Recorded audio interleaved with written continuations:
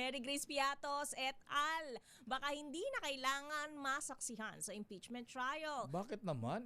Gusto natin makita si Mary Grace Piatos kung sino siya, maganda ba siya, bata, may edad na, ayan.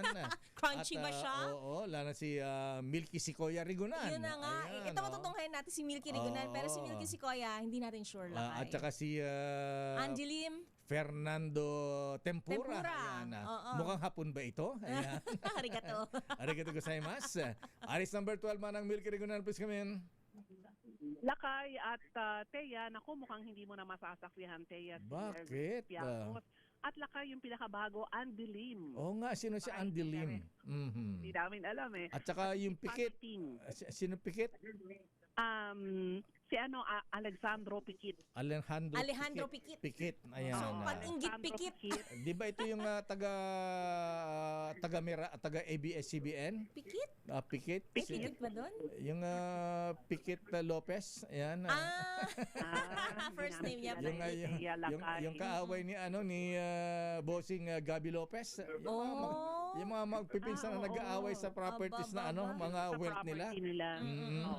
Pero at least yun, Lakay at Teya, totoong tao. Itong Pikit na to, hindi natin alam kung talaga nag-i-exist.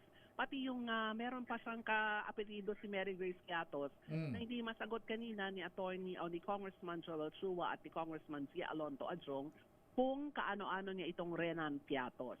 Pero baka hindi na daw isa lang sa pagtalakay sa Article 1 o confidential funds sila Mary Grace Piatos at iba pang mga kahina-hinalang pangalan na nasa acknowledgement receipts ng confidential fund ni Vice President Sara Duterte. Ang House Prosecutor Joel Chua kung tingin ng House Prosecution Panel na sapat na ang paglalatag ng mga ebidensya, baka hindi na ipatawag sila Mary Grace Piatos at iba pa.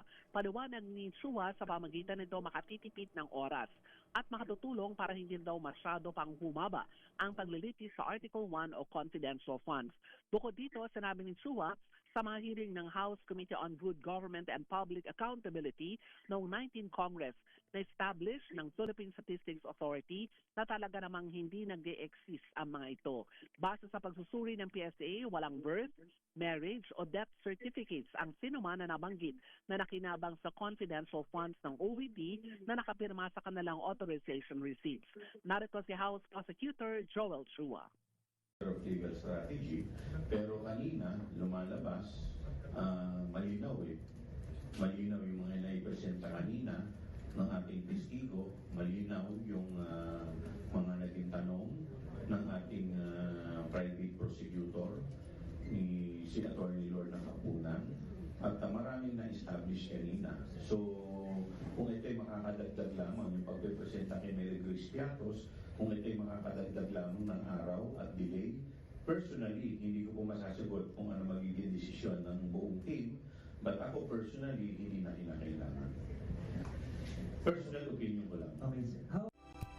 Sa pagharap naman ni Roderick Wamil, ang dating State Auditor ng COA-ICFAO o Intelligence and Confidential Funds Office, bukod kay Mary Grace Piatos, nakalista sa mga acknowledgement receipts si Renan Piatos, Nova Santos, Miko Harina, Janice Marin Revilla, Pati Ting, Angelim, Alexandro Pikit, Fiona Biong, Sisfronio Balsac at Gabriel Bisaya.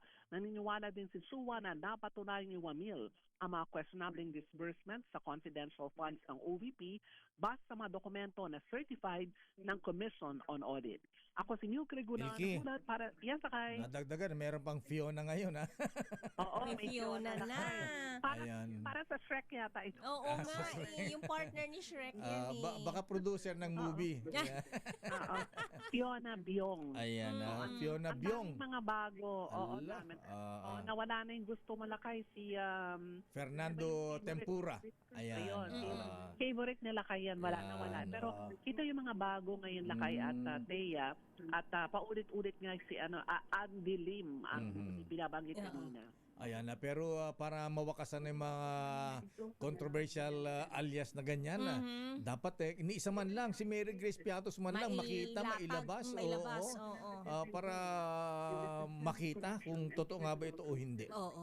Oo. Pero lakay, Teya, kung pagbabasehan mo PSA, talagang hindi sila nag-exist. Ngayon, ang katwiran kasi, di ba, pag intelligence fund, ibibigay sa isang tao, hindi naman sasabihin toong pangalan. Mm-mm. So, Alam na. okay, Alam na nating Sabi ka ng- alam na nating alias yan naman ng Milky, pero gusto Oo. natin malaman kung sino yung taong gumamit ng alias Yes. na Mary Oo. Grace Piatos. yes.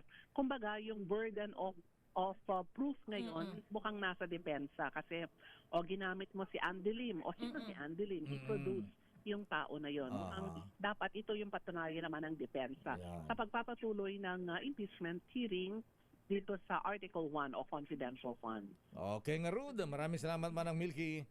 Magandang hapon, Lakay at Thea. Ako si Mildred Guna nagulat para sa DCRH. Una sa Pilipinas, una sa Pilipino.